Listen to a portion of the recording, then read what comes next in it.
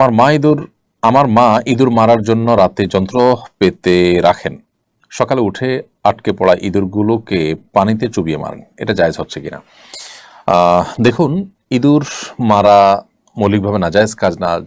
যদি ইঁদুর আমাদের উপদ্রবের কারণ হয়, আমাদের ফল ফসল ক্ষতি করে, বাসা বাড়িতে ডিস্টার্বের কারণ হয়, তাহলে তাদেরকে মারাটা নিষেধ নয়, কিন্তু নির্মমভাবে মারাটা নিষেধ। অতএব ইঁদুর মারতে গিয়ে আপনার মা যে প্রক্রিয়া অবলম্বন করছেন, যে পানিতে চুবিয়ে মারছেন, এটা অবশ্যই নির্মমভাবে হত্যা করা। নবী করিম সাল্লাল্লাহু আলাইহি ওয়াসাল্লাম বলেছেন, ইন্নাল্লাহা কাতাবাল ইহসানা আলা কুল্লি শাই, আল্লাহ তাআলা প্রত্যেকটা বস্তুর প্রতি ইহসান করাটাকে ফরজ করে দিয়েছেন। ফাইদা যাবাহতুম ফাহসিনু যিবহাতা ওয়া ইযা কাতালতুম ফাহসিনুল কিতলাতা, যদি তোমরা কোনো পশু জবাই করতে হয়, যুদ্ধক্ষেত্রে কোনো শত্রুপক্ষকে হত্যা করতে হয়, বিচারিকভাবে হত্যা করতে হয়, তাহলে তো সেক্ষেত্রে তোমরা এহসান করবে, অর্থাৎ অনুগ্রহ করবে। সেক্ষেত্রে তোমরা অমানবিক হতে যাবে না, যথাসম্ভব মানবিক হবে এবং চেষ্টা করবে তার প্রতি যাতে কোনো অবিচার না হয় সেদিকটাকে খেয়াল রাখতে। বিধায়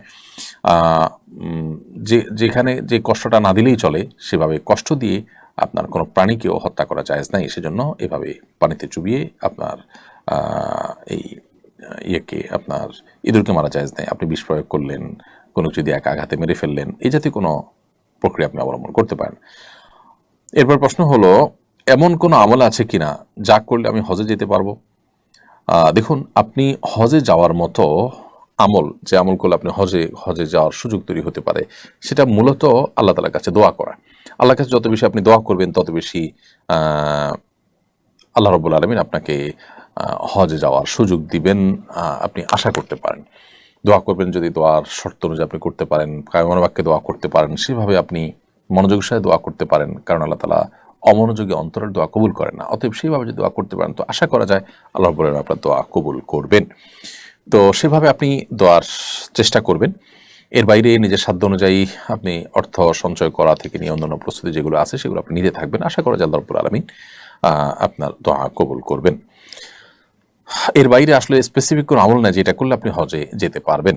হজে যাওয়ার জন্য এই চেষ্টাগুলো করবেন। এছাড়া যে আমলগুলো করলে হজ এবং ওমরা সওয়াব পাওয়া যায়, যেমন এশাকে নামাজ পড়লে আরও বিভিন্ন আমল আছে, সেই আমলগুলো আপনি করতে থাকবেন। এখান থেকে হজের প্রতি আপনার আগ্রহ, আপনার তামান্না যা আছে, সেটি বোঝা যাবে।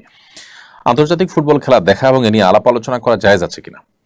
দেখুন, এই সমস্ত খেলাধুলা, এই সমস্ত আপনার ক্রীড়া আন্তর্জাতিকভাবে যেগুলো হয়ে থাকে বা দেশীয়ভাবে এরকম বড় বড় আসর যেগুলো হয়ে থাকে, প্রথমত এগুলোতে যে উন্মাদনা হয়ে থাকে, এগুলোতে বিনোদনের নামে যে আপনার উৎসবের উচ্ছলতা হয়ে থাকে, এটা আসলে কোনো মুসলমানের সাথে যায় না। একজন মুসলমান পৃথিবীতে বেঁচে থাকার প্রয়োজনে তার যতটুকু আনন্দ বিনোদন প্রয়োজন আছে, শরীর সেটাকে অ্যালাউ করে। কিন্তু মুসলমান দর্শনগতভাবে, বিশ্বাসগতভাবে তিনি যখন বিশ্বাস করেন যে অনন্ত অসীমকালের যাত্রা, তার সামনে আখিরাত রয়েছে, এই দুনিয়া খুব সীমিত সময়ের জন্য, তিনি এখানকার আনন্দ বিনোদনকে তার জীবনের বড় বিষয় হিসেবে দেখবেন না। যারা এই জাতীয় বিষয় ইনভলভ হয়ে থাকেন, তারা সাধারণত তাদের ঈমান এবং আমলগত ত্রুটি এটার জায়গা থেকে তারা এটার সাথে ইনভলভ হয়ে থাকেন। পশ্চিমা পৃথিবীর অনেক আলেমরা আমাদেরকে দেখা যায় এটার সাথে ইনভলভ হন, যেটা আমরা ব্যক্তিগতভাবে মনে করি দুঃখজনক এক কথায়। তাছাড়া এটা ফাসিকদের বড় মিলন মেলা। বিশেষ করে আমরা দেখেছি যে ফিফা তারা তাদের ভেরিফাইড ফেসবুক পেজে সমকামিতার যে সিম্বল, সেটা তারা প্রোফাইল পিকচারে স্থাপন করেছে রীতিমতো। অর্থাৎ এরা যত শয়তানি কর্মকাণ্ড পৃথিবীতে হয়ে থাকে, সেগুলোর তারা পৃষ্ঠপোষক বলতে পারি।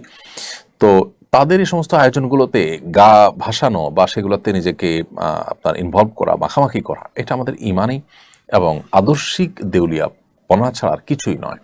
আপনি একজন মুসলিম হিসাবে আপনি যথেষ্ট রিচ এবং সমৃদ্ধ। আপনি অমুসলিম, ইসলাম বিদ্বেষী, শয়তানের অনুসারীদের কাছে কোনো কিছুর জন্য ধারণা দেওয়ার কোনো প্রয়োজন নেই। এটা আপনার বিশ্বাস এবং আদর্শের জায়গা থেকে আসলে যায় না। এটি হলো একটি বিষয়। এর বাইরে এটার সাথে যারা ইনভলভ থাকেন, তারা সেটা নিয়ে আলাপ আলোচনা, পর্যালোচনা ইত্যাদি করেন, এটা অনর্থক কাজ এবং অপ্রয়োজনীয় কাজ। নবী করিম সাল্লাল্লাহু আলাইহি ওয়াসাল্লাম বলেছেন, মিন হুসনি ইসলামিল মারই তারকুহু মা লা ইয়ানিহি, মুসলমান ইসলামের সৌন্দর্য তখনই প্রকাশ পাবে যখন সে অহেতুক অনর্থক কাজ থেকে বেঁচে থাকবে।